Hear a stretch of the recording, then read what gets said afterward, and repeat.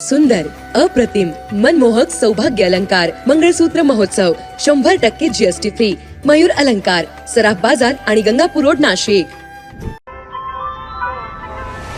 ताज्या बातम्यांसाठी नाशिक न्यूजच्या YouTube चॅनलला सबस्क्राईब करा आणि बेल आयकॉनला प्रेस करा.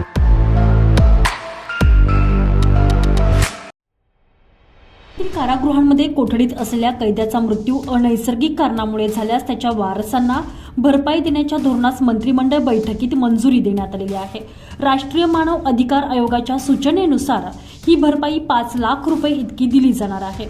तुरुंगातील आत्महत्येच्या प्रकरणात कैद्याच्या वारसांना 1 लाखांची भरपाई देण्यात येणार आहे.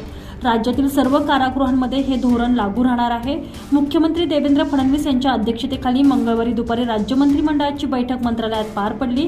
त्यात वरील निर्णय घेण्यात आलेला आहे. नव्या धोरणानुसार कारागृहामध्ये काम करताना झालेल्या अपघातामुळे, वैद्यकीय अधिकाऱ्यांच्या निष्काळजीपणामुळे, कारागृह कर्मचाऱ्याच्या मारहाणीमुळे किंवा कैद्यांच्या आपापसातील भांडणात मृत्यू झाल्यास आणि संबंधित प्रकरणात प्रशासनाचा निष्काळजीपणा चौकशीतून सिद्ध झाल्यास कैद्याच्या वारसांना 5 लाख रुपयाची भरपाई दिली जाणार आहे.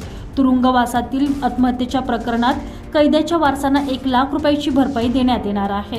कैद्याचा मृत्यू, वार्धक्य, दीर्घ आजार, कारागृहातून पलायन करताना, अपघातात, जामिनावर असताना किंवा उपचार नाकारल्यानं झाला असल्यास कोणतीही भरपाई देण्यात येणार नाही. नैसर्गिक आपत्तीमुळे मृत्यू झाल्यास मात्र शासनाच्या विद्यमान धोरणानुसार भरपाई मिळेल. Bureau report, Nashik news, Nashik.